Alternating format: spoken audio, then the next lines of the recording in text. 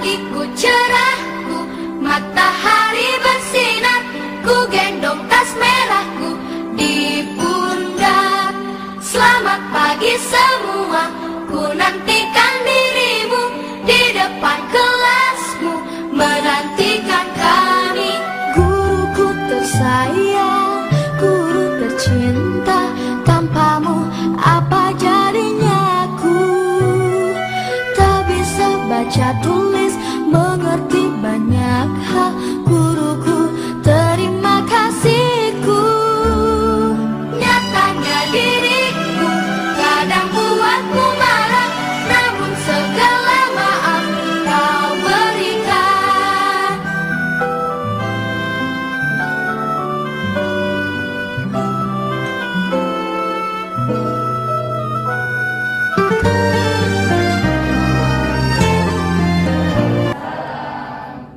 Selamat pagi semuanya. Pagi. Baik, untuk minggu ini kita bertemu dengan kelompok B ya. Minggu lalu kalian sudah melaksanakan PJJ. Untuk minggu lalu tugasnya sudah dikerjakan? Sudah. Terima kasih. Oke, untuk hari ini sebelum kita mulai belajar, silakan dipimpin doa untuk kelas. Sebelum kita memulai pelajaran, sebaiknya kita berdoa dahulu. Berdoa dimulai.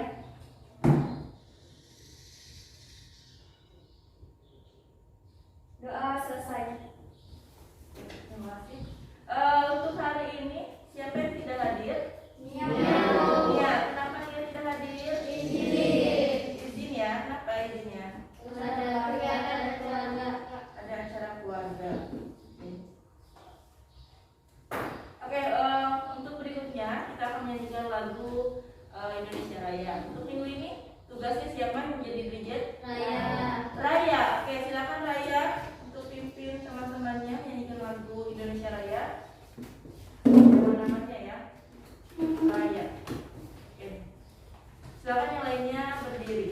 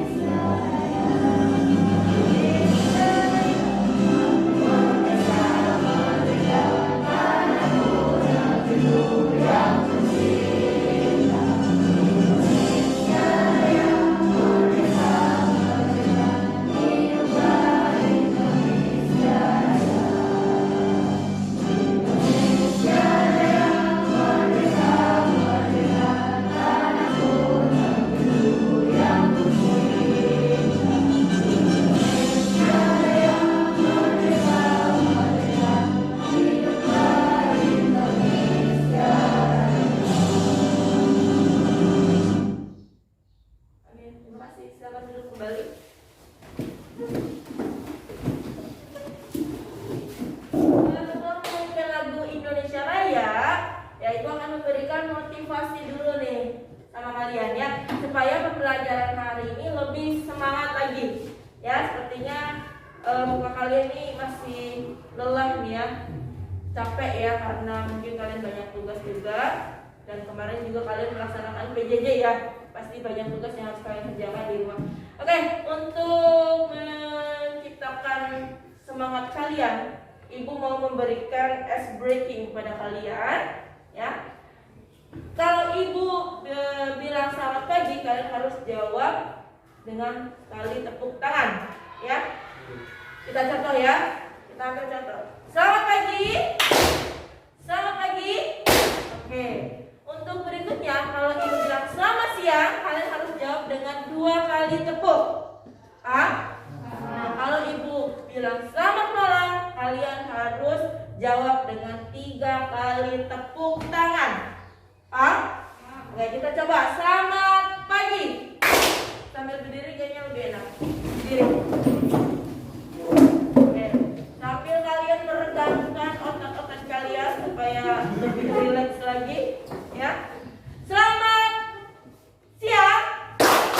Selamat pagi. Selamat pagi. Selamat malam. Selamat pagi. Selamat siang. Selamat sore.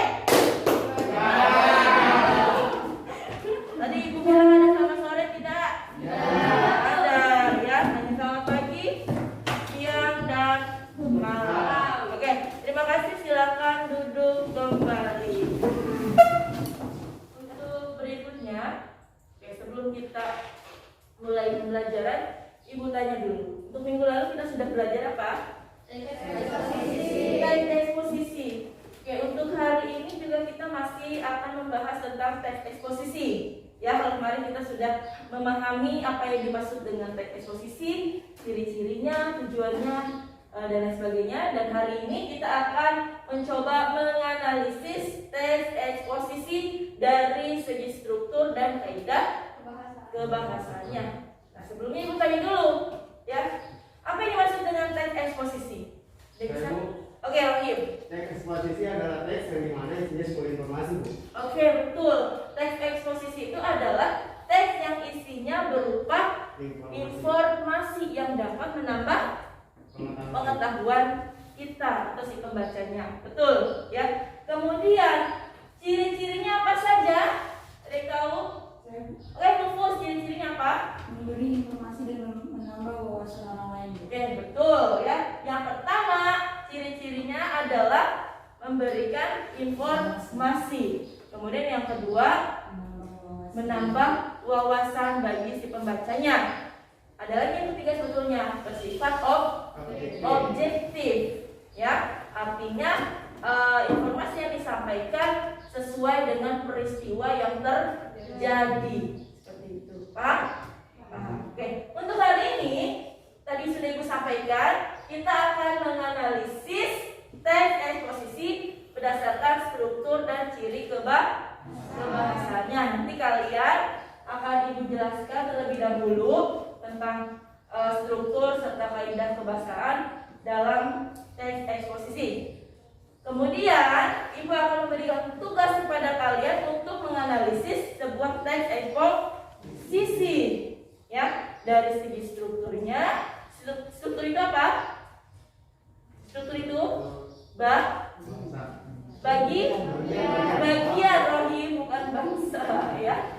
Bagian, ini bagian-bagian dari teks eksposisi serta kaidah atau penggunaan bahasa dalam teks eksposisi. Oke, ibu akan tayangkan dulu salin dianya ke PowerPoint-nya. Terus berikutnya ibu akan menjelaskan tentang struktur serta kaidah kebahasaan dalam teks eksposisi. Nah, tadi sudah dijelaskan oleh teman kita, Rohim. Apa yang dimaksud dengan teks eksposisi? Teks eksposisi itu adalah teks yang memaparkan informasi singkat, padat dan akurat untuk meningkatkan wawasan si pembacanya, ya. Jadi teks eksposisi itu teks yang isinya berdasarkan sebuah peristiwa atau sebuah kejadian yang dapat menambahkan wawasan si pembacanya atau orang lain, seperti itu. Paham, ya? Nah, kita lihat contohnya.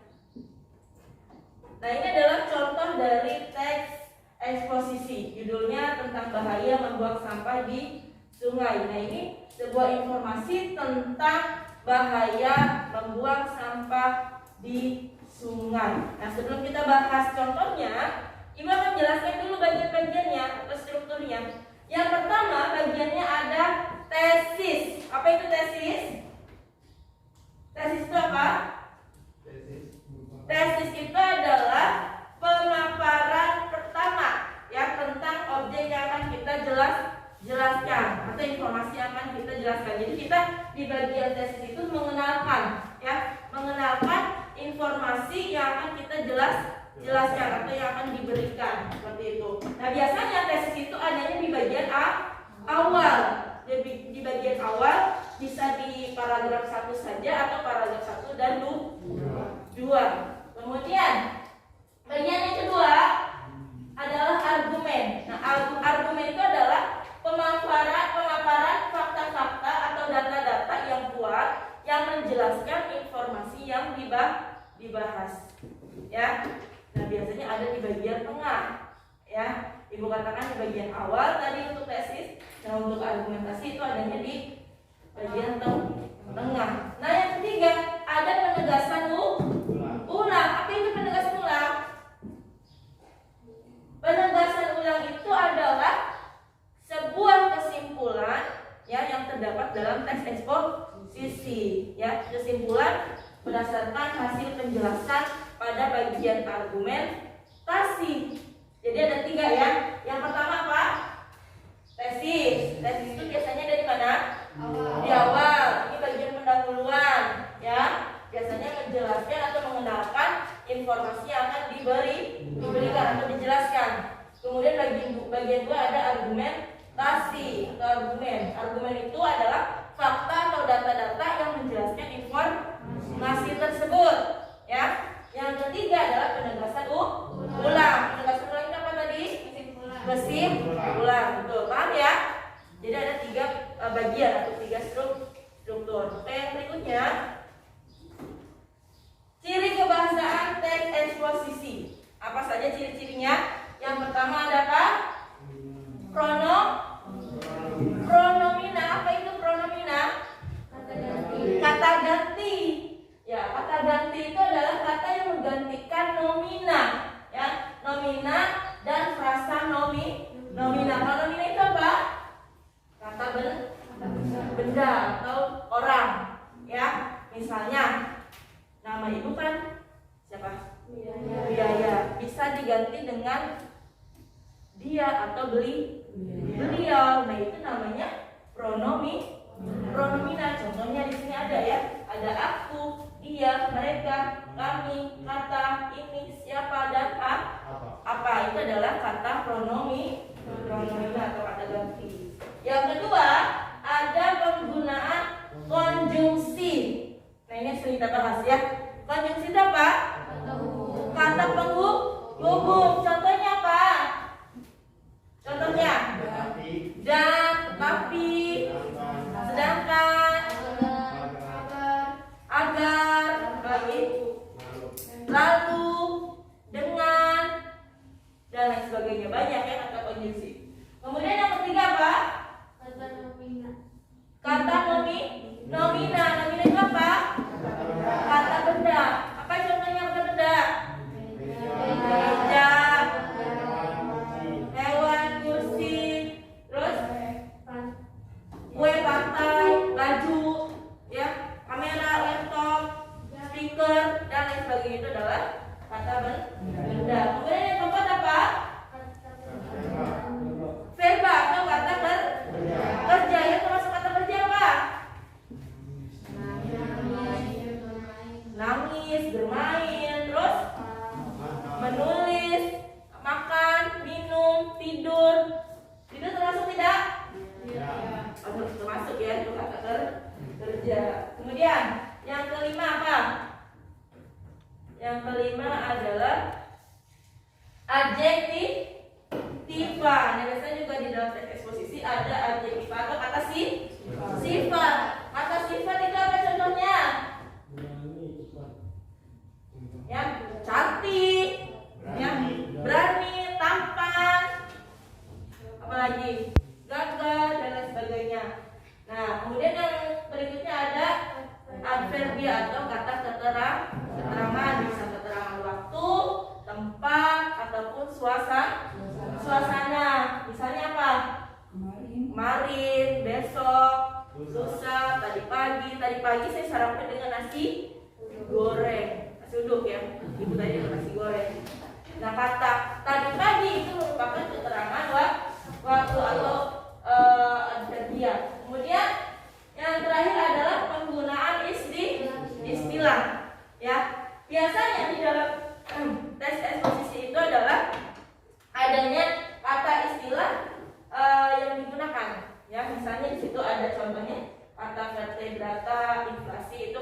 yang mengandung unsur istilah atau keilmuan, ya. Nah, oke, itu untuk kaidah pembahasannya. Ada yang mau tanyakan untuk kaidah pembahasan dan struktur sebelum kita lanjut? Ada yang mau tanyakan? Yang dijawab apa? Perbedaan teks posisi dan teks lokasi itu apa? Wah, pertanyaan yang luar biasa ya.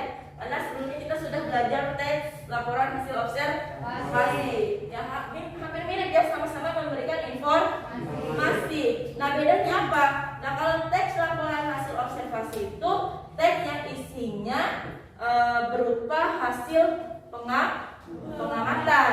Ya, sedangkan teks eksposisi itu adalah teks berdasarkan peristiwa, ya.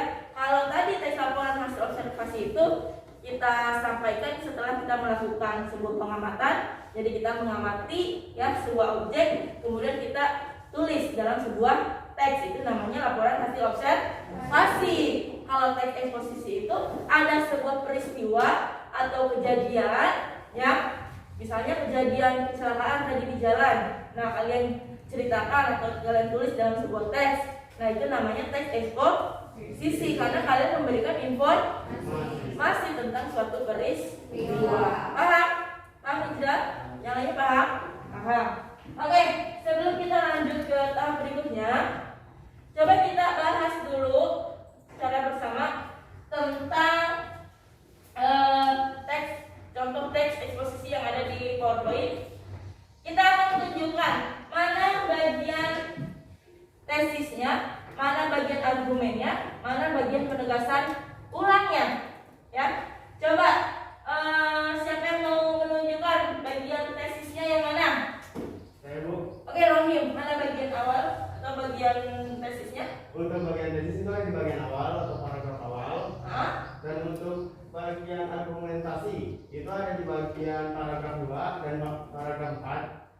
Sampai paragraf 4. Ya, sampai paragraf 4. Oke. Dan untuk penguatan itu ada di paling akhir, Bu, di apabila. Ya, apabila itu menunjukkan kesimpulan, ya. Ya. Oke, betul. Benar untuk kalian. Ya, tadi sudah dijelaskan bahwa bagian tesis itu biasanya ada di awal, karena bagian awal itu menjelaskan atau memaparkan peristiwa yang akan kita jelaskan. Nah, di paragraf kedua sampai paragraf keempat di sini ada penjelasan tentang peristiwa yang sudah dipaparkan di awal. Paragraf terakhir itu adalah penegasan ulang atau kesimpulan dari apa yang sudah dijelaskan pada bagian tesis dan argumentasi. Paham ya? Nah, oke, sekarang Ibu tanya nih, coba siapa yang bisa menunjukkan kata konjungsi dalam teks tersebut? Kata konjungsi tadi apa? Kata penghubung mana? Mana yang menunjukkan kata penghubung? Coba, ada yang mau maju? Boleh kalian garis di bawah untuk katanya. Boleh? Ada yang mau maju? Rohim? Kata penghubung tadi kan ada dan, dengan, lalu, bagaimana. Ayo mana? Banyak ini di sini kata penghubung. Nubus boleh, silakan. Tunjukkan, boleh. 1 atau 2 silakan. Yang kamu temukan kata penghubungnya. Kemudian ada yang lain? Ada yang lain? Ada lagi? Ada lagi? Coba di mana? Kata dengan. Siapa tadi menyebutkan kata dengan? Firman ya. Ayo, apa lagi? Mana lagi? Padahal bisa tidak? Bisa. Kemudian namun, ya. Mana lagi? Mana yang merupakan kata konjungsi? Tadi dan ya, dan apa lagi? Banyak ya? Agar, ya berarti kalian sudah paham untuk menentukan kata penghubung. Oke. Untuk berikutnya, Ibu akan bagi kalian menjadi beberapa berapa kelompok. Ibu udah bagikan sebelumnya ya. Semalam sudah Ibu share di WA group ya, grup WhatsApp. Silakan kalian bentuk kelompoknya sebelum Ibu bagikan LKPD dan tugas yang akan kalian kerjakan. Silakan duduk per kelompok.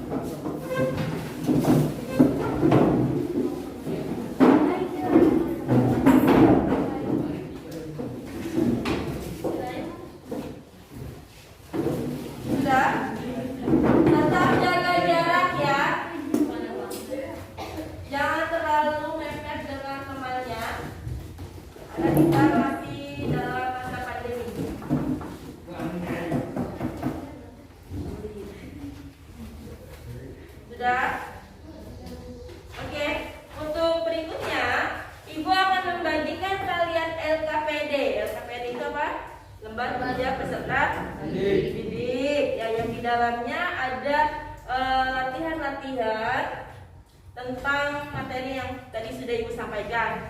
Nah, di sini tugasnya kalian harus menganalisis teks eksposisi berdasarkan satu strukturnya. Jadi kalian tentukan tadi strukturnya apa aja? Tesis, argumen, dan penegasan ulang. Ya. Yang kedua tugasnya adalah kalian menganalisis kaidah kebahasaan dalam teks eksposisi. Kalian tentukan mana pronominanya, mana nominanya, mana konjungsinya, dan lain sebagainya. Paham? Oke, Ibu bagikan dulu.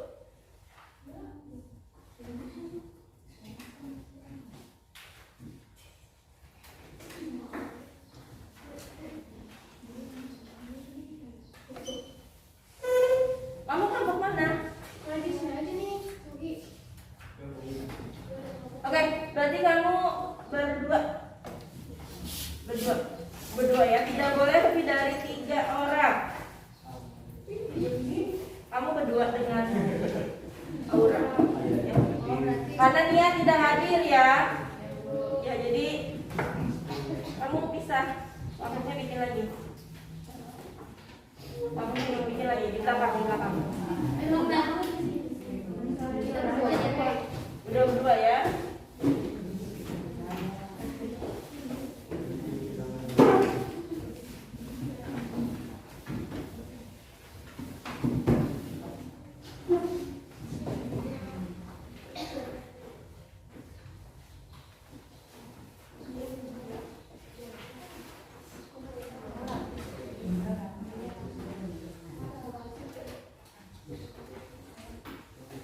Oke, sudah dapat semua LKPD-nya? Oke, menjelaskan kembali sedikit tentang LKPD ini. Jadi di situ ada bagian identitas kalian. Kalian tulis nama, kelas, serta kelompok. Lalu kalian isi tabel yang sudah Ibu sediakan. Di sini ada tabel struktur teks eksposisi. Teksnya ada di belakang, ya. Ada di bagian belakang dari LKPD. Ibu sudah siapkan, udah Ibu print out-nya untuk teksnya. Di sini berjudul mencuci tangan dengan sabun efektif mencegah COVID-19. Nah, kalian tentukan strukturnya, ya. Kemudian yang kedua, kalian isi juga kolom atau tabel yang sudah Ibu buat, ya. Nah, di situ kalian tentukan kaidah kebahasaan dalam teks tersebut. Mulai dari pronomina, konjungsi, nomina, verba, adjektiva, adverbia, dan kata istilah, ya. Oke, itu aja. Nanti boleh kalian kerjakan, tulis dengan rapi, lalu kalian kirim melalui WA grup atau blog pribadi kalian, oke? Oke, silakan berdiskusi. Ibu beri waktu 25 menit ya, tidak ada yang bersuara, silakan.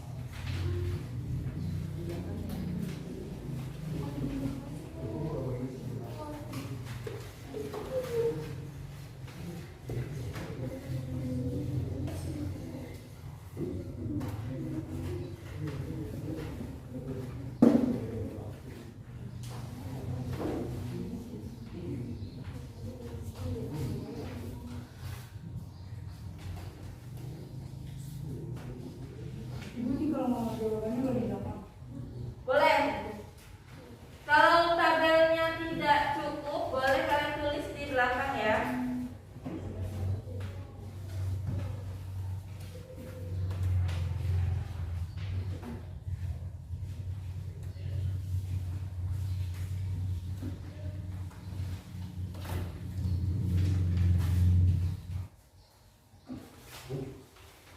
Baik, sambil kalian berdiskusi, Ibu akan menilai sikap kalian selama berdiskusi. Kalian harus memiliki sikap disiplin, jujur, tanggung jawab, serta santun. Artinya tidak boleh membuat gaduh, diskusi dengan baik, ya. Kemudian tidak boleh nyontek, tidak harus jujur dan bertanggung jawab. Ya, silakan. Boleh yang belum bisa dipahami, boleh ditanyakan lagi untuk teksnya.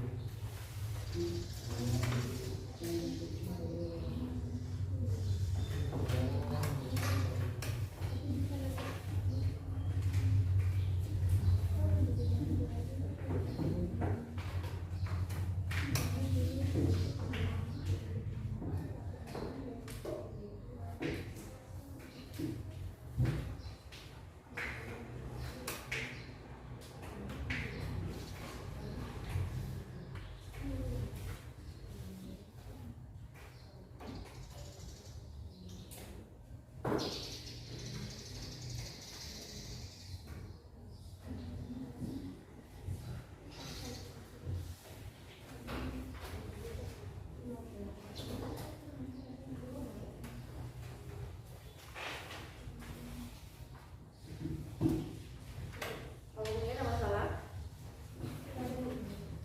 Oke, situ.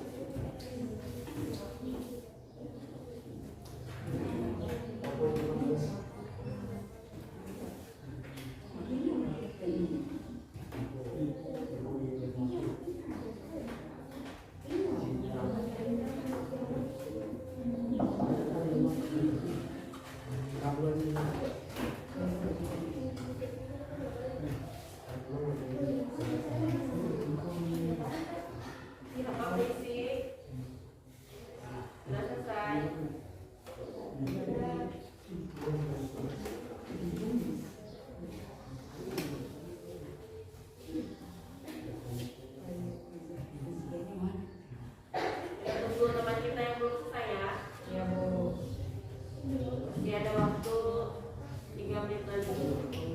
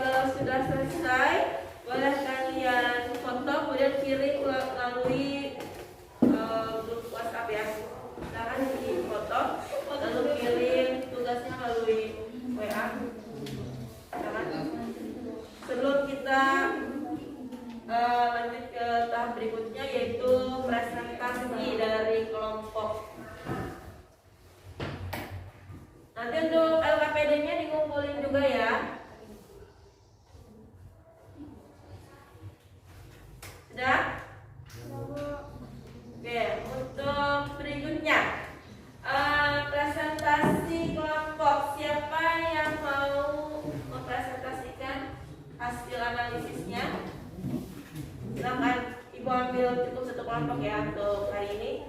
Waktunya tidak cukup. Kelompok fokus, boleh? Untuk kelompok fokus tepuk tangan. Kelompok fokus sudah siap ya untuk presentasi.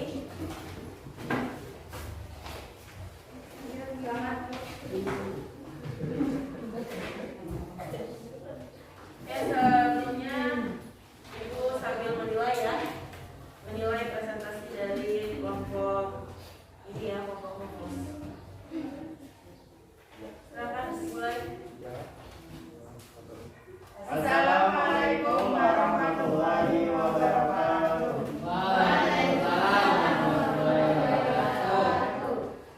Perkenalkan, nama saya Siti Bungkus dari kelompok 1. Suaranya terkeras. Perkenalkan, nama saya Siti Bungkus dari kelompok 1. Perkenalkan, nama saya Rohim dari kelompok 1. Hai. Hai. Perkenalkan, nama saya Askia Raya Zahra dari kelompok 1.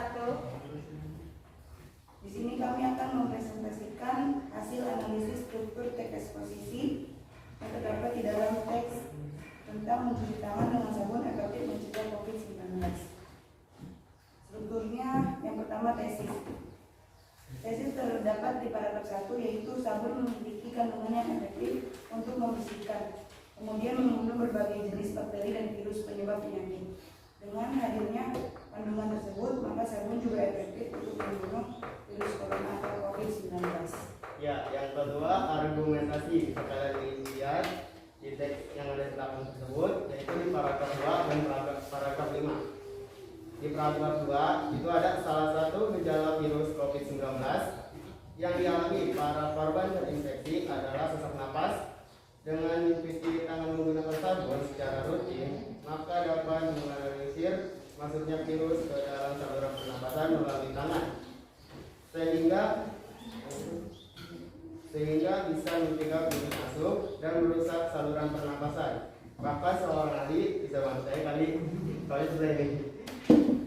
Dr. Robert dari Queen's School of Criminology and Criminal Espionage and Security. Ulangi lagi. Ya, seorang ahli dari Dr. dan Robert dari Queen's School of Chemistry.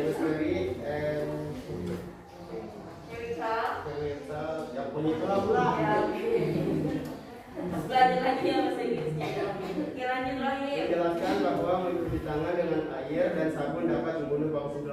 Tuh dengerin tuh, katanya mencuci tangan dengan sabun dapat membunuh COVID-19 tuh. Beliau menjelaskan bahwa struktur sabun terdiri atas susunan gabungan antar molekul yang bentuknya pin. Terdapat pada hidrofolik yang mudah terkait dengan air pada masing-masing pin tersebut, dan juga ekor hidrofobik yang bersifat lebih menghindari air dan lebih terhubung dengan lemak atau minyak. Susunan molekul-molekul ini akan menampung secara bergantian sebagai unit soliter sebagai mereka berfungsi di dalam air. Selanjutnya kumpulan molekul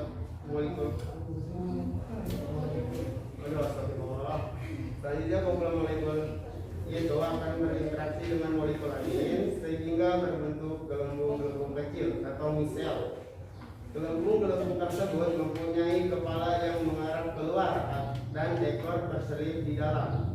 Virus merupakan partikel berukuran nano yang mempunyai kelemahan berupa lipid layer atau lemak. Sabun mempunyai kemampuan untuk melarutkan membran lemak, sehingga virus akan hancur dan mati, atau lebih tepatnya tidak aktif karena kandungan lemak dalam sabun tersebut. Hal tersebut juga berlaku untuk virus COVID-19. Maka bisa disimpulkan bahwa cara kerja sabun ampuh untuk mengaktifkan virus COVID-19. Penjelasan ulang terdapat pada paragraf 6. Dari penjelasan di atas, kita tahu bahwa sabun berkemampuan mematikan aktifkan virus COVID-19 atau corona. Cukup cuci tangan menggunakan air mengalir dan gunakan sabun ke seluruh bagian tangan. Dan pastikan minimal cuci tangan selama 20 detik. Cara tersebut sudah ampuh untuk menonaktifkan virus dan bakteri yang ada di tangan, sehingga dapat mencegah masuknya virus COVID-19 ke dalam tubuh. Dan selanjutnya kaidah kebahasaan pada teks eksposisi tersebut, yaitu 1. Pronomina, katanya beliau, kita. 2. Konjungsi, konjungsinya kemudian, maka, bahwa, dan, yang, dari, sehingga.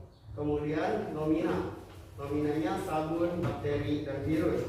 Kemudian verbanya, verbanya membersihkan, membunuh, mencuci tangan, dan mencegah.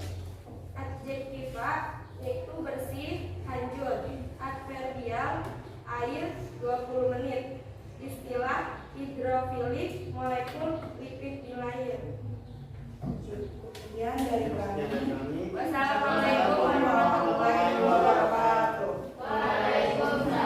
Tahan dulu, jangan duduk dulu. Oke, berdasarkan hasil presentasi yang telah disampaikan oleh kelompok 1, ada yang mau memberikan tanggapan atau saran? Ya boleh. Tanggapan saya, penampilan kelompok 1 sudah baik, namun ada bagian kaidah kebahasaan yang belum dicantumkan. Bagian mana kaidahnya? Misalnya kata konjungsi dengan tidak dicantumkan dengan kelompok 1. Oke, ada kata dengan yang dalam teks tersebut tapi tidak dicantumkan oleh kelompok 1 ya. Nanti bisa ditambahkan setelah ini ya. Oke, ada yang lain yang menambahkan atau memberikan saran untuk kelompok ini? Kelompok 1 tidak ada. Cukup? Cukup Firman? Cukup. Oke, tepuk tangan untuk kelompok 1. Ya, silakan duduk. Ya, terima kasih untuk kelompok 1. Oke, penampilan yang cukup baik dari kelompok 1. Betul tadi yang dikatakan oleh Nadila ya, bahwa kelompok 1 sudah menyampaikannya dengan baik. Cuma tadi ada beberapa kekurangan ya. Oke, tadi sudah disampaikan oleh kelompok 1. Yang untuk strukturnya tadi bagian tesis ada di mana? Awal. Paragraf pertama. Kemudian bagian argumentasi ada di paragraf berapa? 2 sampai 5. Kemudian untuk penegasan ulang ada di paragraf ke-6. Ada yang salah? Betul semua? Betul? Oke. Untuk kaidah kebahasaannya, yang pertama tadi apa? Pronomina. Apa pronominanya? Kata beliau, terus kita. Ada lagi? Dia ada. Oke, ada kata dia tadi ya. Terus ada apa lagi? Yang kedua ada konjungsi. Nah, kata konjungsi dalam teks itu apa saja?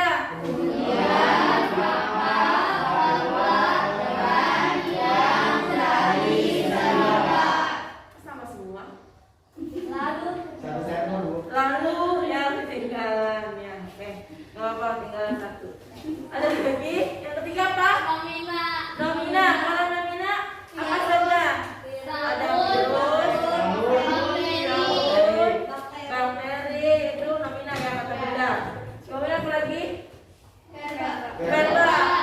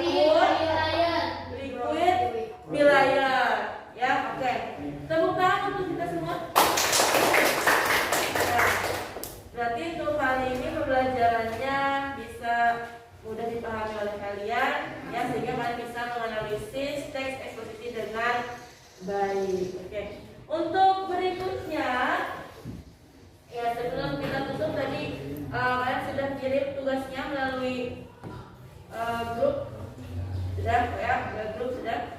Oke, terima kasih. Untuk berikutnya silakan kalian kembali ke posisi duduknya semula.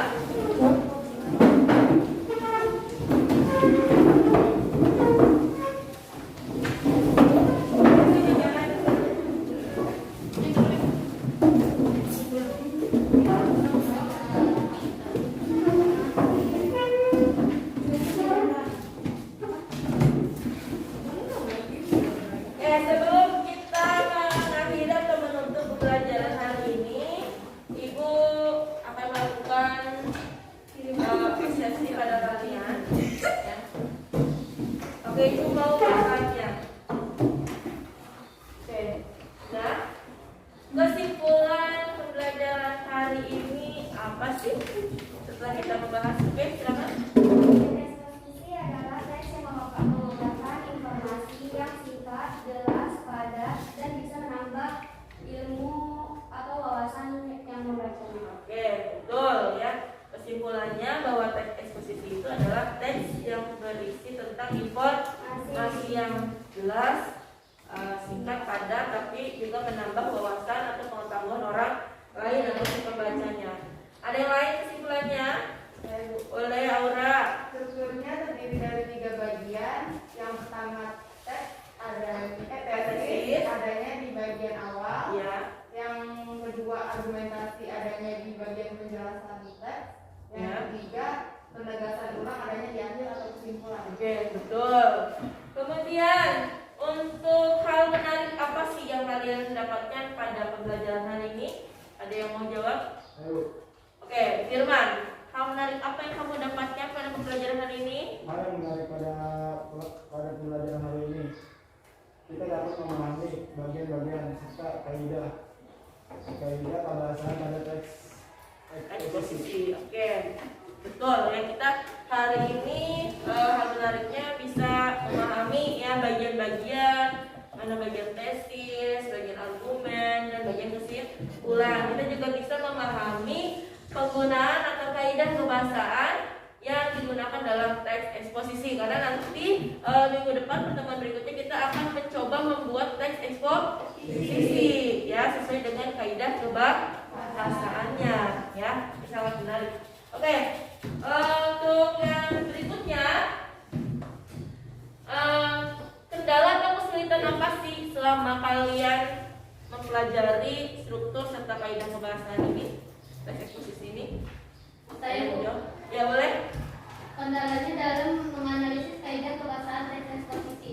Kaidah yang akan kendalanya atau kesulitannya adalah menganalisis kaidah kebahasaan teks eksposisi. Oke. Nanti kalian pelajari lagi tentang kaidah kebahasaan mulai dari pronomina, nomina, kata benda, konjungsi, adverbial, adjektiva, dan lain sebagainya. Kalian pahami lagi, nanti akan Ibu bahas di pertemuan berikutnya. Karena untuk pertemuan berikutnya kita akan membuat teks eksposisi ya dengan kaidah-kaidah kebahasaan yang disebutkan tadi. Oke, paham? Oke, untuk berikutnya kalian pelajari ya materi yang sudah Ibu berikan, karena sebentar lagi kita akan menghadapi ujian semester ya. Kalian pahami. Kemudian jangan lupa di rumah jangan terlalu banyak main, karena sepertinya COVID-19 sedikit meningkat lagi ya dibandingkan dengan kemarin-kemarin. Jadi tetap menjaga kesehatan, mencuci tangan ya. Kemudian tetap di rumah, tidak banyak main tadi ya, karena virus COVID-19 masih ada di sekitar kita ya. Oke, itu saja untuk berikutnya. Silahkan pimpin doa kelas Dimas, silakan. Oke, sebelum kita pulang ke rumah, sebaiknya kita berdoa dulu. Berdoa dimulai.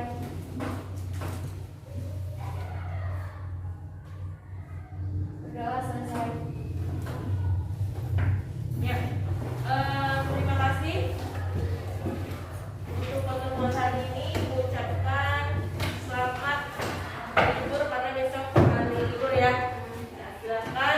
kalian pulang ke rumah, hati-hati di jalan. Dan terima kasih, kurang lebihnya mohon maaf. Wassalamualaikum warahmatullahi wabarakatuh.